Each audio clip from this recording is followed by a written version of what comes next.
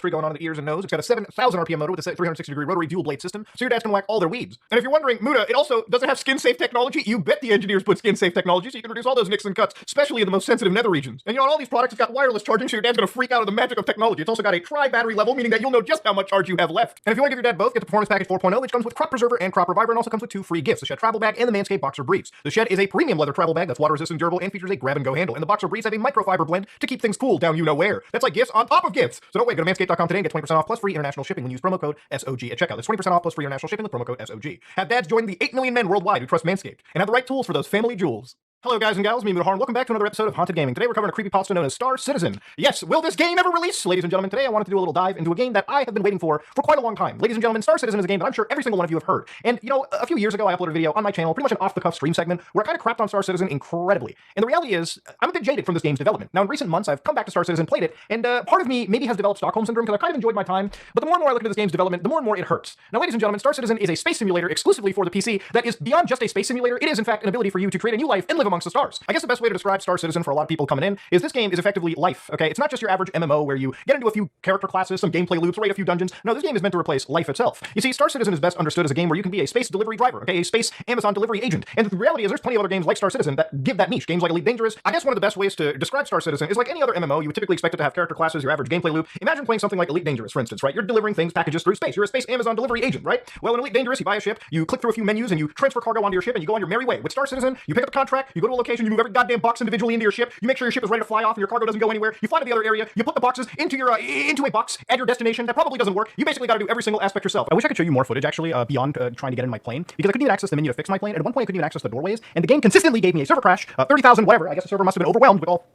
You know what? Let's just move on. The best way to describe the immersion of Star Citizen is if the game told you to take a leak, it literally wants you to find the bathroom yourself, go to the bathroom, unzip your pants through an interactive prompt, aim and piss, and then zip your pants up and call it a day. Other games would just make you press an interact button. No. Star Citizen makes you go above and beyond. This is life after all, ladies and gentlemen. Now, of course, with all of that said, I want to take you on to the beginning. Now, you can find plenty of developmental roadmaps throughout history that'll give you an absolute perfect description of how Star Citizen's development has gone for the last 10 years. But I wanted to apply a personal touch to my video and kind of look at this from the perspective of somebody that's been here since the Kickstarter. I've fallen off, I've come back, fallen off the wagon, and I've come back. Okay, this is a train wreck that I continuously monitor until I hope to see it actually release. So to start off with, Star Citizen launched its actual Kickstarter campaign, a crowdfunding campaign. Yes, Star Citizen is actually the best example of a crowdfunded project because it has made the most crowdfunding money that I've ever seen. Now, Star Citizen also has investors from what I understand, but this is a game that has made $500 million. Yes, $500 million plus in just crowdfunding dollars, okay? Making it arguably the most successful crowdfunded project ever made. So here's the initial pitch over here, which is around $500,000. That's what they were asking for initially. They ended up getting $2.1 million and around 34,300 backers. Now, this was actually updated last April 6, 2013. So this is a long time ago, a decade ago, if you will, too, last updated. The pitch video is insane, too. It's like they thought I was dead. They said console was the future. And obviously, you've got Chris Roberts and CGI Glory over here basically talking about Star Citizen, the game. Now, Chris Roberts is a central figure to the development. He is the designer of games like Wing Commander, which are games that are a little bit too old for me, but they had an all-star studded cast, absolutely great space dogfighting simulators. But of course, Chris Roberts was also one of the designers for one of my favorite games ever made, Freelancer, a game that allowed you to effectively create a character, not create a character, but play the role of a pilot, be part of an expansive campaign, and fly all over the stars, trade, fight, hunt bounties, do whatever you wanted. Compared to games nowadays, Freelancer is quite simple, but the gameplay loop is still engaging. Freelancer was supposed to have a sequel called Freelancer 2, where I believe it was supposed to release on the PC and Xbox 360, but it never got made, it got canceled. And even though it got canceled, to this day, it still has some of the coolest nebula cloud technology I've ever seen in any space simulator. It's a shame it'll never be released, and it's a shame that I haven't seen other games do similar tech. But at the same time, Freelancer is a far simplified project as compared to Star Citizen. If you've never played Freelancer, if you've never played Wing Commander, I highly do recommend you give them a try. If you play those games and you realize the quality of those experiences, you can understand why people gave millions of dollars to Chris Roberts in this Kickstarter pitch. So even looking into it, of course now this is like CG work, but Chris Roberts wanted to effectively use CryEngine, which at the time was one of the prettiest looking game engines, and I believe Unreal 4 wasn't even available at this time. Chris took one of the prettier engines at the time and wanted to make a expansive space simulator out of it. This would bite him on the ass, but we're not there yet. So even in this footage, which is one of the reasons why I think it works so well, is he actually did show, from what I understand, some actual gameplay. So here you can see that they had a character scratching their ass, looking around one of the largest hangars that I've seen in a while, and impressively detailed for 2013. Of course, you can even see ships kind of flying around too, so obviously people were like, yeah, this guy knows what he's doing. He's a veteran in the industry. Well, let's throw some money. So real quick, Star Citizen is a rich universe focused on epic space adventure, trading, dogfighting in first person.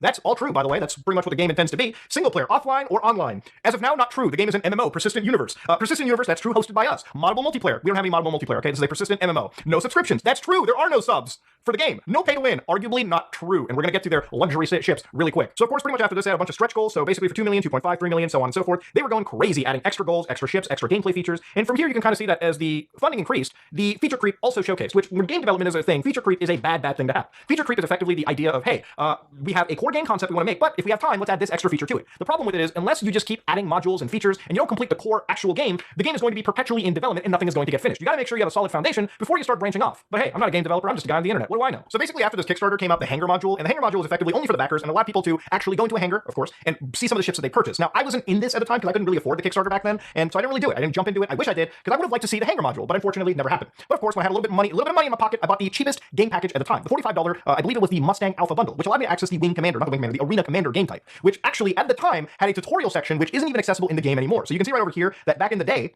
and this is a 2015 video that we're actually watching, you can actually walk around in here, get a little bit of training, and actually access your ship and fly around and get some basic flight information. From what I understand, this isn't available. You pretty much have to rely on figuring out how to fly the ship yourself. The game does have a tutorial mode, but we'll get to all of that in a little bit. So of course, at this moment in time, I kind of fell off the game again because they didn't really have the persistent universe. They didn't really have much of the gameplay that we see today. Now, of course, it wasn't until years later that they introduced something known as the PU, the persistent universe, and some actual planets you could fly and land into. Unfortunately, the game was still very buggy, the frame rate was still bad, and for the few hours I played, I dabbled in and I backed the hell out immediately. I wanted to wait until the game was actually a bit more playable before putting hours of my life into it. Honestly, if anything, that was a bit more off-putting for me, and that's one of the reasons why I just had this on and off relationship with Star Citizen. 6 years ago, they actually produced a video where they showcased, during CitizenCon, their actual conventions, the Sandworm. Now, this is a very popular clip that a lot of people have watched if you were in the Star Citizen community, where basically they were actually like driving this ATV around, and you can actually see a dust storm in the distance over there. I have never noticed the dust storm and the electrical like storms going on ever in the actual game. But of course, by the time you actually get to the end, there's a moment you get off, you bring out weapons, you can actually explore a fair bit. But the most interesting part of the situation was the Sandworm. So get ready, get prepared, because things are about to get a little wild. So as they explore this entire section and they start to leave the area, you can see that these ships that Chris Roberts and Cloud Imperium games are pushing look very, very detailed. In fact, the environments look detailed compared to other space games. It really does have that sense of scale that you don't see replicated in a lot of other big, massive games. Something like this in like No Man's Sky would have been like a tiny joke. In Star Citizen, it is literally one-to-one scale. So of course, at this moment over here, ladies and gentlemen, the Sandworm is going to show up. So no joke, this is something you're about to see, whereas you see these people flying around, this massive Sandworm comes up. And this I honestly wanted to be in the game for the longest time. I told myself I was going to play this game when the Sandworm gets brought in. There's no Sandworm in the game as far as I've ever seen, okay? In fact, the running joke in the community is, can't wait until this comes out. My grandchildren will understand the hype. Truly, my great-grandchildren will get it. I'm actually just keeping it real. I'm keeping it $1.50 with you. I don't think it's going to be out for a while, if ever. Now, if we go back to the amount of funding that this game is making, again, wasn't joking when I said this made over $500 million. Because if you go to Robert Space Industry, the site, and actually when it comes to accountability and it comes to transparency in the game development, nobody can say that Robert Space Industries isn't actually going out of their way to show you that they're actually working on a game. So they'll tell you the funding they make, $582 billion US, okay? And if you look at their hourly stats, yeah, they even give you the hourly breakdown. Per hour, on average, it seems, for the last couple days, or well, for literally tonight, they were making to the tune of over $27,445, okay? Every day, it seems like these guys are making some days $1.3 million, some days $979,000, $1.5 million, $1.1 million per month. They're pulling in $7.9 million, $23 million, okay, in one specific month. Ladies and gentlemen, you might be like, well, god damn, how are they actually getting that much money? Well, I'm going to show you exactly how things go. Thankfully, there is actually an event going on, the Invictus launch week 2953, because everything in this goddamn game has to be so in-universe. So, of course, let's look at what's going on. Well, you can buy ships from Drake Interplanetary. These are kind of companies in the world of Star Citizen. Yeah, they've got the lore locked down, okay? They've got company names, characters, so on and so forth. And if you actually look into their ship right now, how much do you think the average ship costs? Well, the Buccaneer, which is a rough and tumble frontline scrapper from Drake Interplanetary, costs $110 USD. What was that? What's that? Oh, no, that's actually the price right there. But you could fly today for free because there's an event and a free play moment right now. But of course, there's more vehicles. You can get the Caterpillar, haul anywhere at commercial volume. Yeah, do you want to be an Amazon logistics freight officer in space? Yeah, $330 right now. And you might be like, whoa, but that's just the ship value. No, go to the offer page right now. You can upgrade to $330. All right, that's just how Mafia works. Don't worry, dude. Sometimes it gets cheaper, okay? Like the Corsair, which seeks Uncharted to $250. This is actually what I have for $100. Yeah, actually like cheap out, okay? This is the cheapest ship that I own, the only ship that I own. I spent $100. There are games that come out with like deluxe editions that are worth less than this one ship that I bought, okay?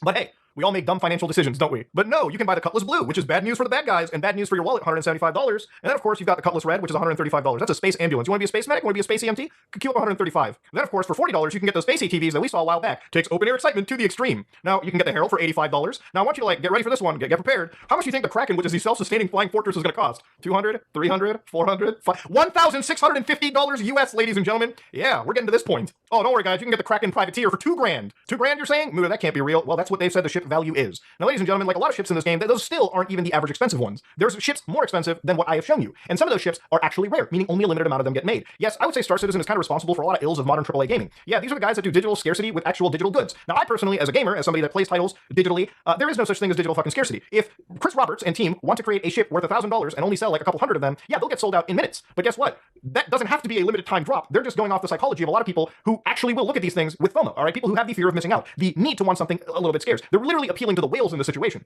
Now, this is where I have a serious problem with this game and like the absolute crap performance so far, even in the alpha. And I get it, it's an alpha, but this is an event week where they want to basically raise money. And from what I've understood, they've raised millions of dollars because, of course, whales will buy ships and people will just chuck money at stuff. The thing about this is, had the game been more polished, they probably could have made a lot more. Now, it's interesting that for a game in alpha, they constantly run these events to try to get people to keep constantly funneling money into this project, which honestly should pretty much stick to its roadmap and focus on not just releasing their single player component, but also fixing up the general feel of the multiplayer. The entire period of the Invictus launch week, I was marred with server issues, severe lag, trying to get off of my primary residence area 18. The spaceport computers did not work, so I couldn't even summon my actual ship. Couldn't access the vehicle like repair menus and I wanted to, and thankfully the community is awesome. There was one player willing to fly us all out to a nearby space station so we could just summon our ships there. Well, I tried doing it, we almost got off the planet, and it'd be nice, I wanted to pay this guy some money for doing this for us in the first place. It was a nice gesture. Literally trying to transfer credits to another player caused me to have a crash, and again, this wasn't just one crash. Every time I tried to get off this planet for a goddamn hour, I was crashing over and over and over again. And this was recorded at like 2 in the morning, meaning that peak server time was nowhere close by. Again, this game has some severe issues, and instead of fixing that core, instead of having a solid foundation, we're just focused on adding in gameplay elements piecemeal from time to time. Honestly, the entire progress and development of this game